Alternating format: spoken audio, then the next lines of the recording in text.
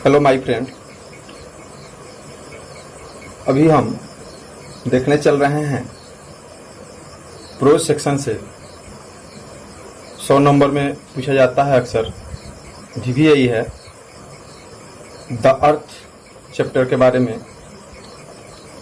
अर्थ का जो राइटर हैं एची वेट हैं।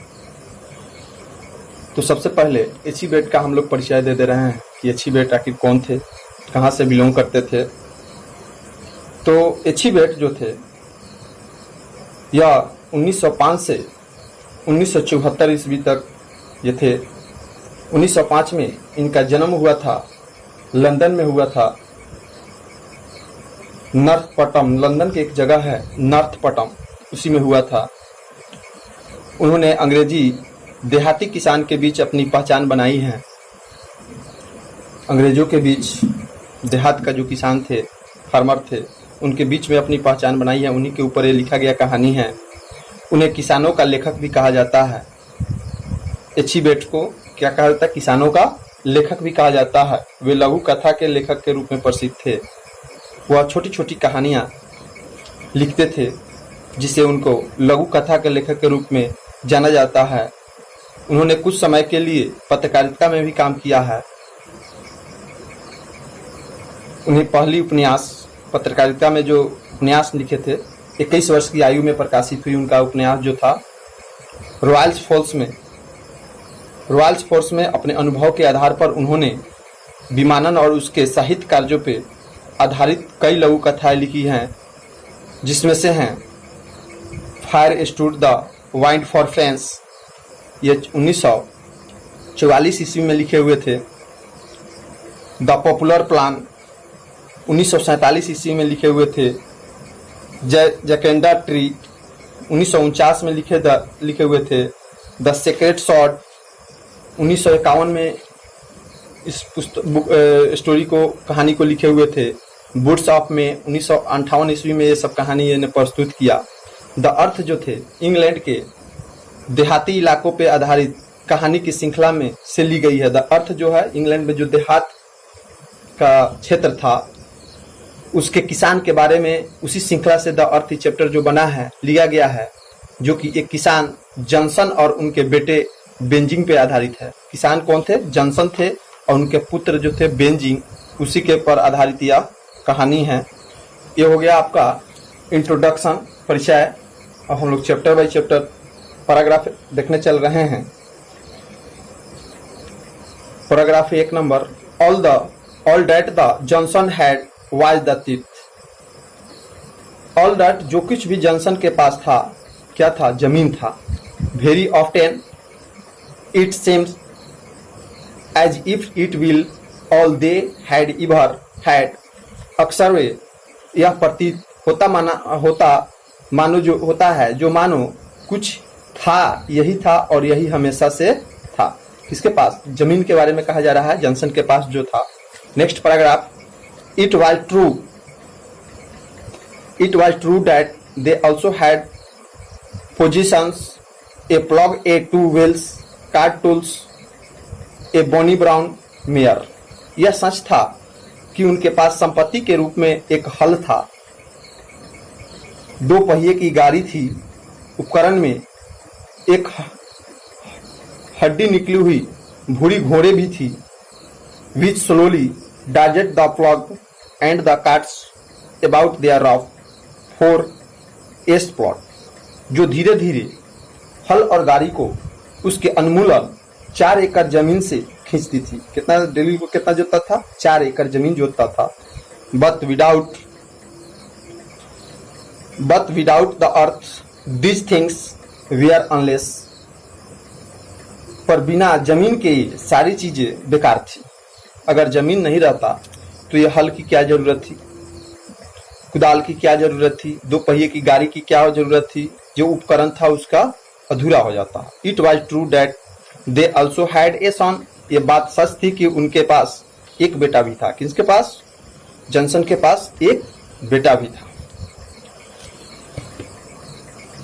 नेक्स्ट तीसरा paragraph, the Johnson sons was named Benjy. Johnson के बेटे का नाम जो था दिया गया था, क्या दिया गया था? Benji. and it was more than 30 years since they had surrounded to the idea that he was no right in his head. यह 30 साल से अधिक का समय हो चुका था जब से उसे आत्मसमर्पण कर दिया था। उस सोच के आगे वह मानसिक तौर पर ठीक नहीं है। यानी उसके बारे में कहा जा रहा है कि उसके लड़का जो था 30 साल के से अधिक का समय हो गया था और उसे आत्मसमर्पण कर दिया था। उस सोच के आगे वह मानसिक तौर पर ठीक नहीं था। It was not that he was incense और इम्ब्लिक। इंसेंस ऑफ इम्ब्लिक का मतलब होता है वह पागल या मूर्ख व्यक्ति। और even that he could not read and right and count figure. ऐसा नहीं था कि वह पागल या मूर्ख व्यक्ति था या ये कि वह आंकड़े पढ़ और लिख नहीं सकता था। मैंने इतना मूर्ख नहीं था कि वह पढ़ना और लिखना नहीं जानता था। But only that was simple not quick like other people. लेकिन केवल इतना था कि वह सरल था, अन्य लोगों की तरह नहीं था। जॉनसन का जो पुत्र था वह सरल था, सिंपल था, वह और माने लोगों की तरह नहीं था। And because he was their only son, और क्योंकि वह उसका सिर्फ इकलौता बेटा था। The Johnson had spent many years being a little too kind to anxious and too anxious का मतलब होता है चिंतित होना। anxious का मतलब क्या होता है? चिंतित होता है। anxious and too skeptical toward him।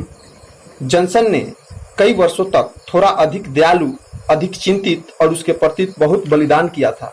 मैंने उसको अच्छा करने में वह बहुत ही चीज अपना गंवा चुका था। so that he had grown up to seem worse in their eyes than he really was। ताकि वह बड़ा होकर उसे अपनी नजर में गिरा दे जितना वो थे उतना ही। Benjy had the large loose limbs. यहाँ लिम्स का मतलब होता है अंग। लिम्स का मतलब क्या होता है? अंग। Limbs that often belong to the simple minded. Benjy के पास बड़े ढीले अंग थे और अक्सर साधारण दिमाग से संबंधित लोगों के होते थे। And things soft fair hair on his face. और उसके चेहरे पे पतले सफेद बाल उगे थे। He had the look of being a simple headed man as well as a simple minded man. उनकी बनावट साधारण दिल वाले व्यक्ति के साथ साथ एक साधारण दिमागी व्यक्ति जैसा था। उनका बनावट जो था एक साधारण दिल माने सिंपल के तरीके से होता है कि भोला भाला, इस तरह का था। His eyes were blue and all day long he had a simple on his face। उसकी आंखें नीली थी और पूरे दिन उसके चेहरे पर एक साधारण सी मुस्कुराहट होती थी। उसकी आंखें जो थी नीली थी और दिन भर वह क्या था, उसके चेहरा पर मुस्कुराहट था, हंसता रहता था। But somewhere behind the blue eyes and simple and soft childish hair his sympathy seems gradually to have become a kind of swooning। swooning का मतलब होता है मकड़ी। swooning का मतलब होता है मकड़ी। लेकिन नीले आंखों, सरल मुस्कुराहट और बच्चे जैसे मुलायम बाल, वे पीछे कहीं न कहीं उसकी सादगी को धीरे धीरे एक तरफ की मकड़ी में बदलनी ही थी। यानी मकड़ी की तरह इतना सादगी रहता था कि मकड़ी की तरह उसका नहीं था। Next paragraph 4 number. It was more than 13 years since the Johnsons realize that he was not quite like other. यानी 30 साल से भी अधिक समय हो चुका था तब से जॉनसन समझ गया कि वह दूसरे लोगों की तरह नहीं है। Had taken benzene A doctor. Benzene को डॉक्टर के पास ले गया। कौन ले गया? उसके पिताजी अपने लड़के को डॉक्टर के पास ले गया। This doctor had persuaded them. Persuaded का मतलब होता है अस्वस्थ किया। क्या होता है? अस्वस्थ करना। persuaded them that he needed interested that world strength his mind। वह डॉक्टर ने उन्हें आश्वस्त किया था कि उन्हें किसी चीज में दिलचस्पी लेना ही आवश्यकता है जो उनके दिमाग को मजबूती करेगी। यानी जो वह दिलचस्पी नहीं रहेगा किसी चीज को, आप अगर उसको नहीं जानिएगा कि हाँ इसको हमको करना है, दिलचस्पी नहीं रखिएगा तो वो चीज आपको मजबूत नहीं होगा, याद नहीं होगा। It would be good if they have him something to do some occupation. Occupation का मतलब होता है वो व्यवसाय। क्या होता है? व्यवसाय। Occupation which would help his development, वह अच्छा होगा अगर वह कुछ करने के लिए कुछ दे, कुछ व्यवसाय जो उनके मानसिक विकास में मदद करेगा। यानी वह सोचा कि कुछ अगर इसको हम बोझ देते हैं यानी व्यवसाय कर देते हैं तो उससे भी उसका मानसिक विकास होगा।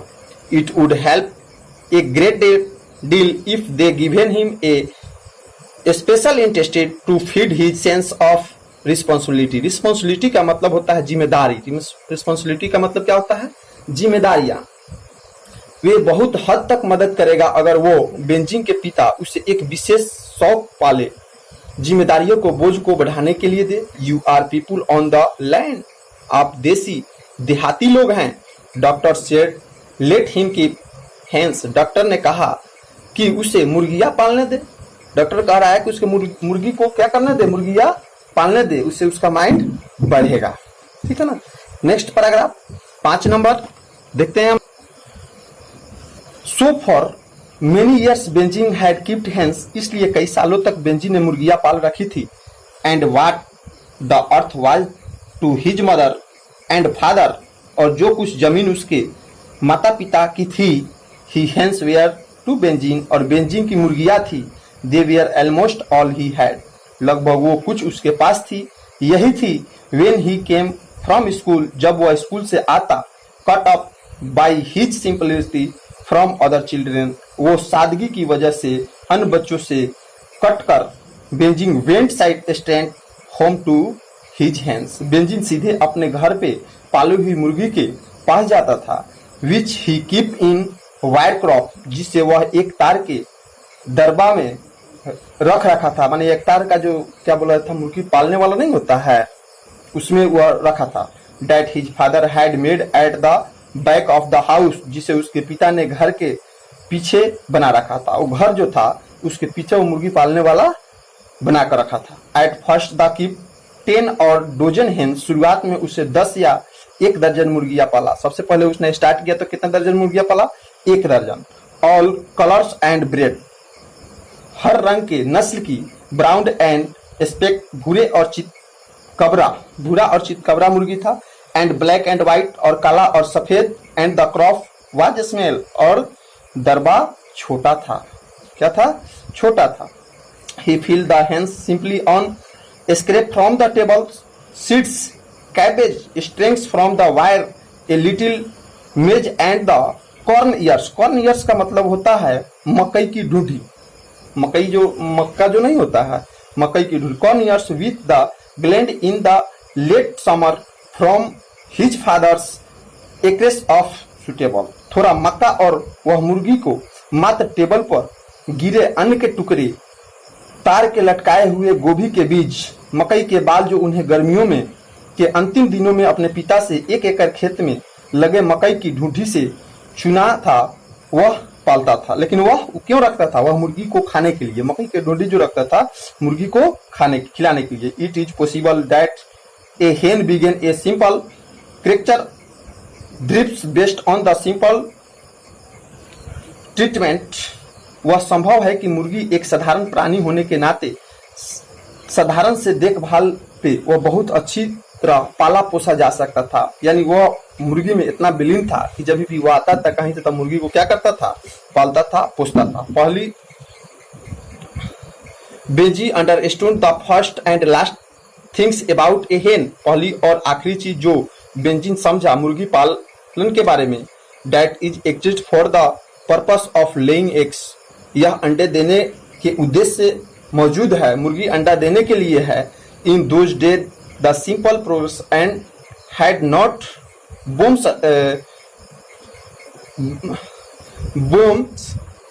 साइंटिफिक मतलब होता है हुआ या rocket science.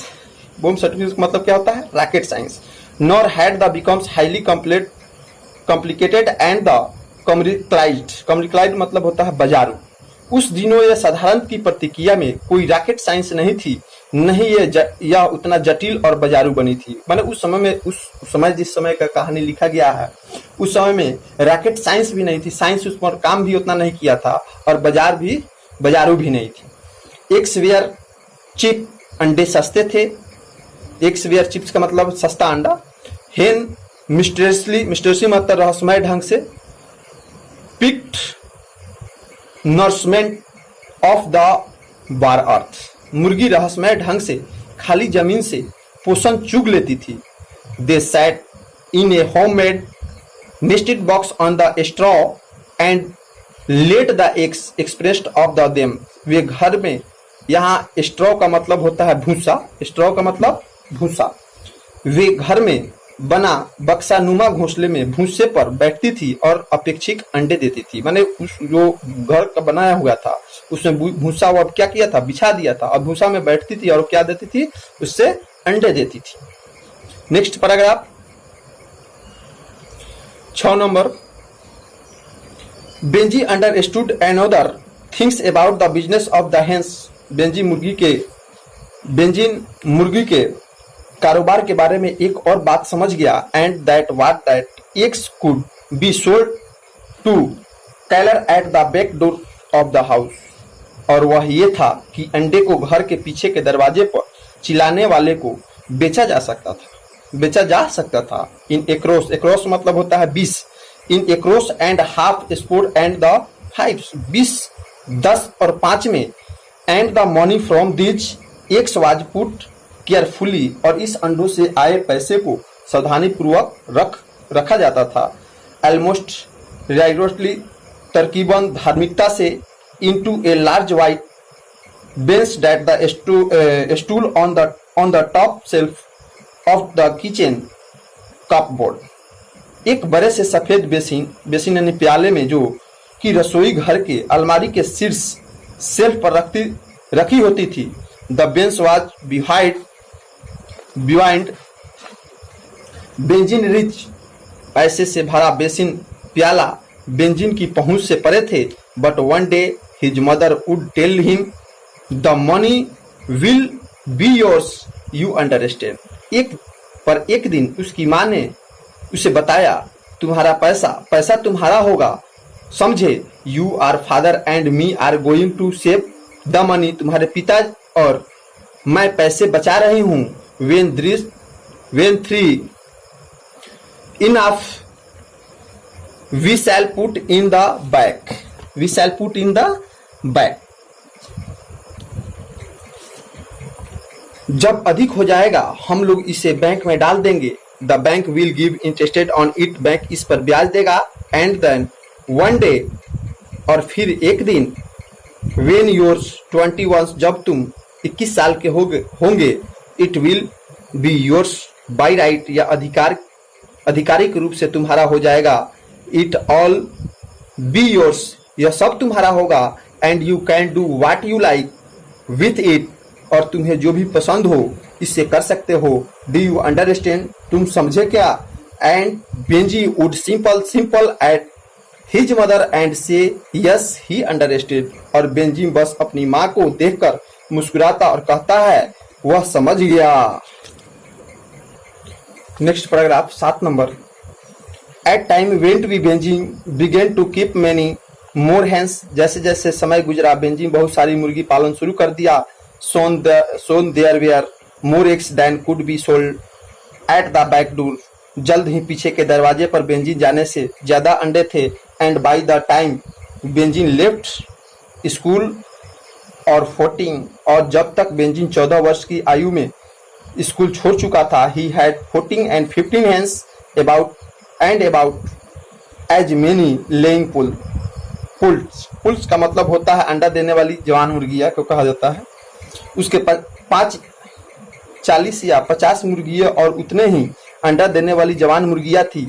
And these where production and average of 200 eggs a week, और ये सभी एक हफ्ते में औसतन 200 अंडे दे रही थी। Soon he would set off 3 times a week with a large basket of eggs on a wheel trucks and hog them in cluster, जल्द ही वह सप्ताह में 3 बार एक व्हील ट्रक, एक प्रकार का ठेला, एक अंडे की एक बड़ी टोकरी के साथ फेरी लगाकर बेचने लगा। देन नियरेस्ट टाउन, बगल के शहर में। By this time the money no longer went into the basin but straight into the bank. इस समय तक पैसा बेसिन प्याले में न जाकर सीधे बैंक में जाता था। बेंजिन कुड रीड, बेंजिन पढ़ सकता था। And a year or two afterward he read in a paper that it was better to suggest breed of hens. और उसके 1 या 2 साल बाद उसे एक पेपर में पढ़ा कि यह बेहतर था कि मुर्गिया की नस्लें को अलग कर रखा जाए। Keeping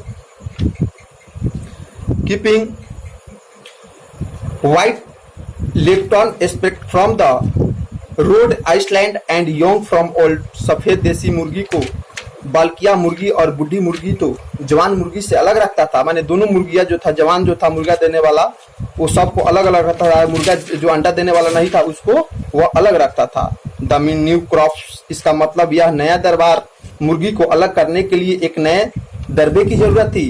and at the same time Benjy read that hens needed air and the except and dry hiding place to sleep. और साथ ही बेंजी ने पढ़ा कि मुर्गियों को हवा और व्यायाम और मुर्गियों से सोने के लिए स्वच्छ सूखी जगहों की जरूरत होती है। इसने सोचा कि मुर्गी को स्वच्छ सूखा जगह रहना चाहिए, हवा की जरूरत रहना चाहिए। ये सब benzene was very strong and understood simple things. Benzene बहुत ठंड था और एक साधारण सी बात समझ जाता था। Like nearly right nothing would and bring himself to build a house a crops for the new suggest breed of hens. जैसे दरबा के लकड़ी के बढ़िया तरीके से तार बुनना और अलग किए हुए नई मुर्गियों को नस्ल लिए खुद से नया घर और दरबा बनाना आरंभ कर दिया। यानी दरबा के लिए उस मुर्गी को रखने के लिए एक नया घर की मरम्मत करवाया और बनाना वह क्या किया।